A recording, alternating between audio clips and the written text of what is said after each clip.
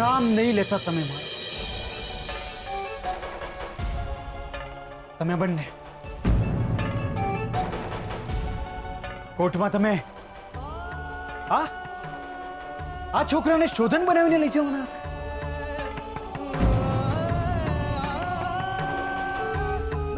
આની સાથે લગ્ન કર્યા હતા તમે? નાના શોધન એવું નહીં. એટલે આજે કોર્ટમાં તારીખ છે અને તું બેંગલુરુમાં હતો એટલે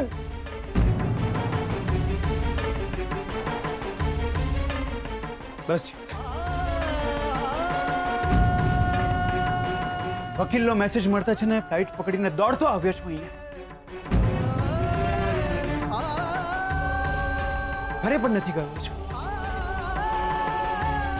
અને તમે બીજો શોધન ઉભો પણ કરી કાઢ્યો મારી ગેરહાજરી.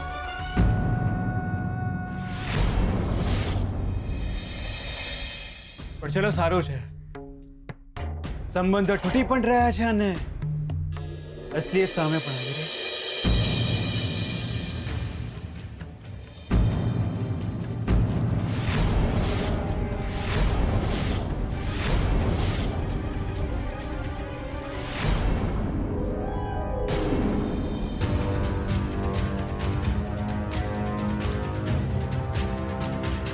કોર્ટમાં મળીએ.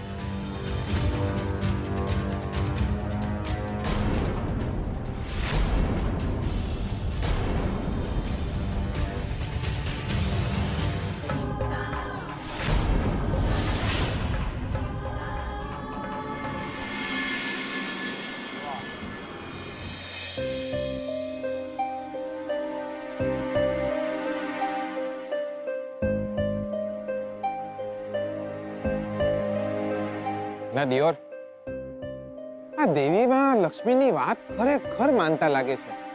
આ લક્ષ્મી બોલ્યા કે શોધન્યો આવી જશે અને મારો બેટો ખરેખર બેંગ્લોરથી આવી ગયો. પણ સારું થયું આવી ગયો.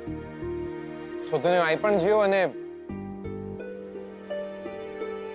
કોર્ટમાં બી ગયો.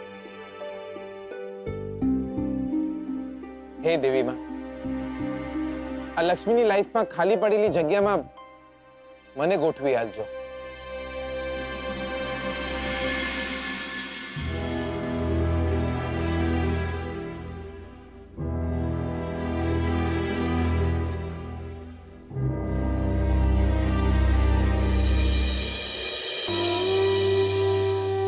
લગ્નનું પવિત્ર બંધન અતૂટ રહે એટલા માટે જ આપણે કોઈ જજ કે વકીલ નહીં પણ ઈશ્વરની સાક્ષીએ લગ્ન કરીએ છીએ.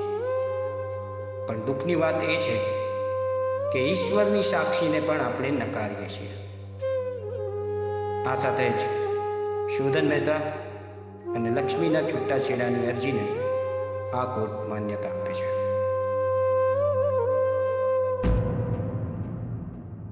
જીના માટે આંખો તરસે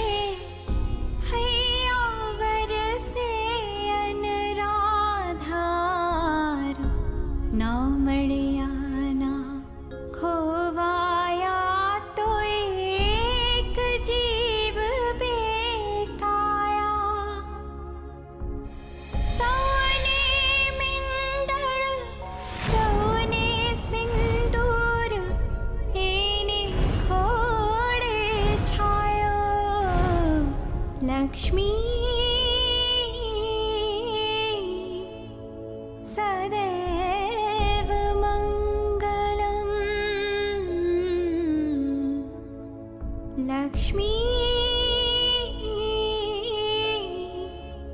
સદૈવ મંગલમ.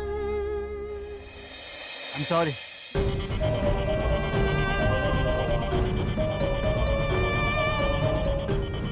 પાછો જરૂર પડી હોય છે ક્યારેક, પણ બિઝનેસ ના હોય કે સંબંધ ના,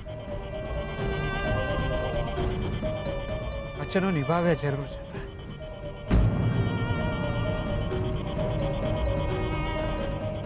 હું તો પકડેલો હાથ છોડવામાં નથી માંગતો લક્ષ્મી,